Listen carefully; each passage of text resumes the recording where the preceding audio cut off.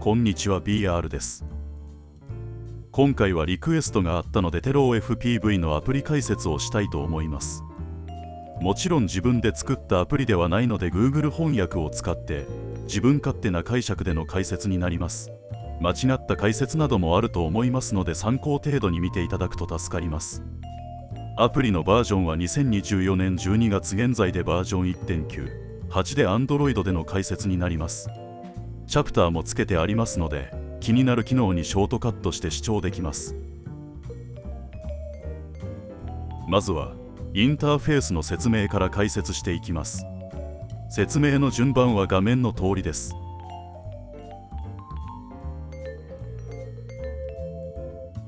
テロー FPV のアプリをタップするとこの画面になります。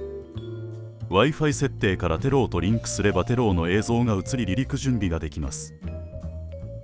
1、メニュー。テローの飛行設定やフライトログを見ることができます。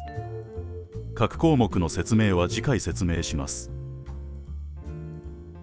2、リターンというホームのボタンです。押すとテローが離陸した場所に帰ってきます。メニューのセッティングのメインから設定の変更ができます。この機能はテローが離陸した地点に直進で戻るだけの機能なので戻るルートに障害物があっても避けて飛行しません。使う場合はテローが目視できる障害物がない場所で使った方がいいと思います。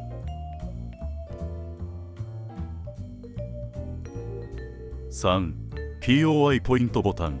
次のサークル POI とロック POI の目標座標になります。しかしうまく機能せず解説できるほどテストができませんでした。次の4では POI 関係の映像はありません。4、自動飛行などの特殊な飛行が選択できるメニューです。サークル POI は設定したポイントを中心に1000回飛行します。ロック POI は設定したポイントを視界内に収めるように飛行します。ドローニーはテローが後ろ向きで飛行しさらに上昇します。ドローンでの記念撮影などに使われる飛行です。距離やスピードの調整、目標距離からの360度撮影もできます。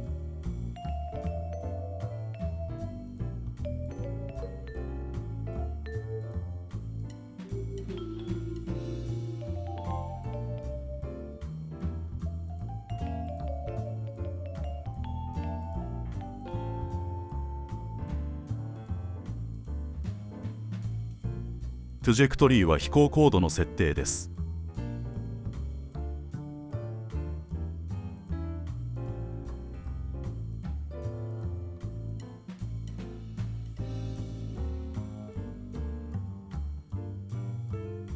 ローワーからマックスまで飛行高度が変わります。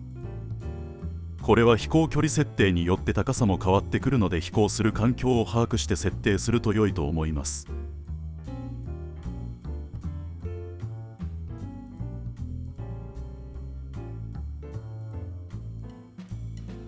ブーメランはドローニーと似ていますが指定した距離から自動で帰ってきます。これもドローニーと同じで距離やスピードの調整、目標距離からの360度撮影もできます。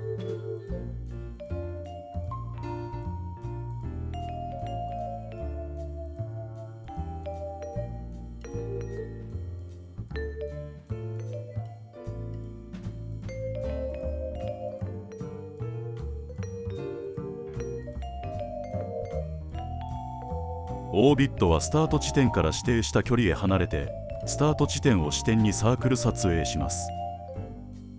テストしたのですがうまく機能しませんでした。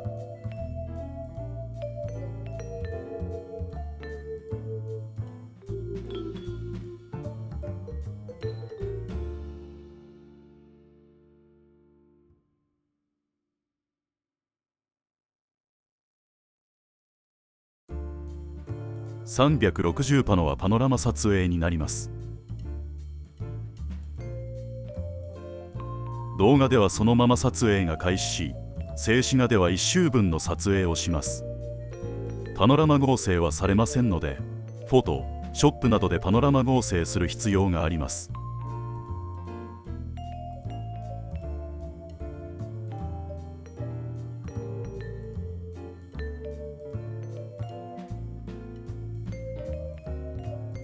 ヘッドレスモード、進行方向を機体の向きに影響させないモードです。モード2との相性が良いみたいです。テストしてみたのですが慣れたら操作しやすいと思います。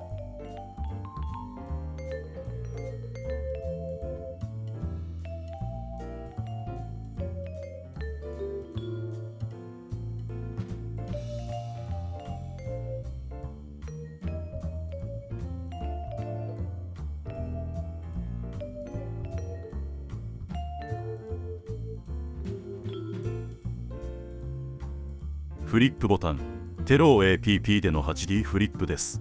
画面に表示されているボタンを押すとフリップ飛行します。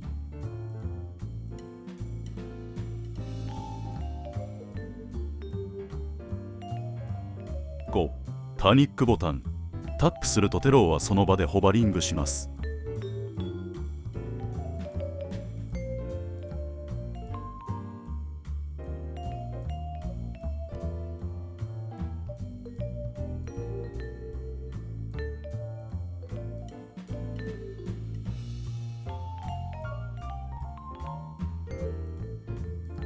連続して5回タップすると緊急停止してプロペラが止まり墜落させます。強風時などにロストさせないようの緊急ボタンですね。映像だとわからないですが5回タップしています。タップするとテローはシャットダウンするみたいです。もちろん映像も途切れます。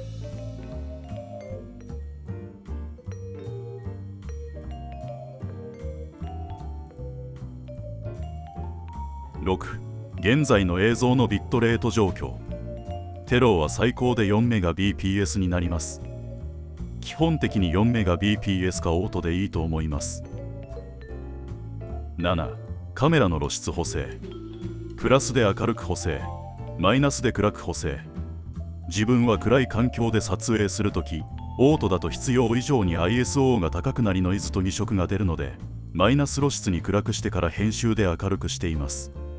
自分のスマートフォンだとマイナス露出がとても押しにくいです。8、動画と静止画の切り替えボタンです。PDF のマニュアルでは長押しすると連続撮影になっているのですが未確認です。9、シャッターボタンです。長押しでタイマー設定できます。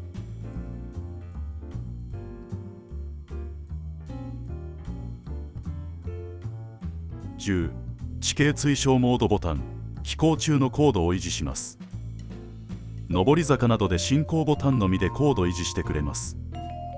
階段でも有効です。11、パノラマ撮影ボタン。360パノと同じ機能です。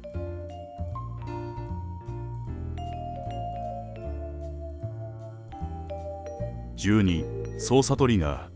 メニューから大きさや入力特性など細かい設定ができます。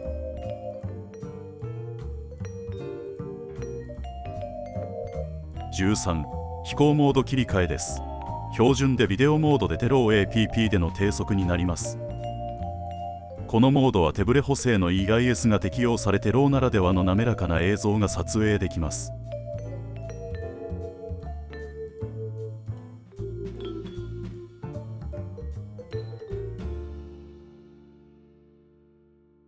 ワンタップしてスポーツモードでテロー APP での高速になります。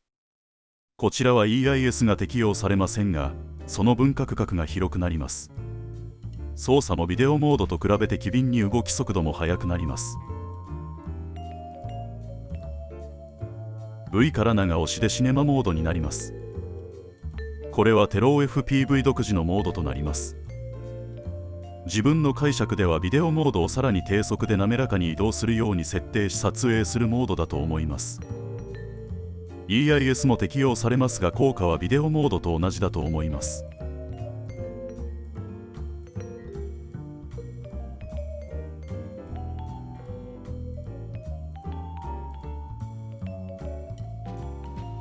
14、現在の飛行速度。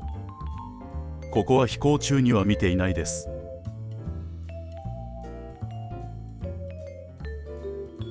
15、飛行開始位置から現在の距離。ここもあまり飛行中は見ません。どちらかというと6のビットレートの状況の方を確認します。16、飛行開始位置から現在の高度。上昇するときによくチェックします。自分の感覚ですが、20メートル以上高く飛ばすと不安定になりやすいと思います。テローのいる場所の地面の状況を確認して20メートル以下にするか、それ以上飛ばすか状況によって変えます。17、テイクオフボタン、着地ボタン。長押しすると手動発射、テロー、APP のスロー&ゴーと手動着地になります。テローは傾いた地面では発進できないので、その場合は手乗り状態から発進したりします。18、Wi-Fi 信号強度 90dB から 10dp まで表示します。ワンタップすると Android のネットワーク設定へショートカットできます。19、テローのバッテリー残量。設定された数値以下になると赤く変わり、スマートフォンから警告音が鳴ります。自分は 30% を下回ると警告が出るようにしています。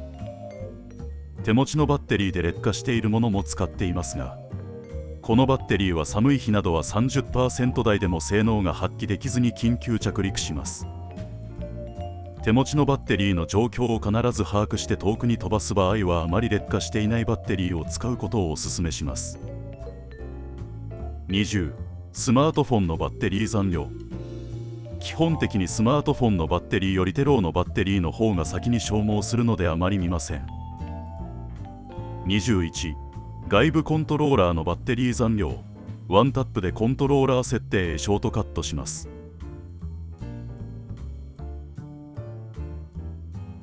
22、コントローラーの切り替え。 M は画面操作、 S は外部コントローラーになります。今回リクエストをもらって制作した動画ですが、このテロー FPV の使いやすさや機能の多さを再認識することができました。本当によくできたアプリだと思います。次回はメニューの中の解説をしたいと思います。動画制作の励みになるので、よかったらグッドボタンとチャンネル登録をお願いします。今回の視聴ありがとうございます。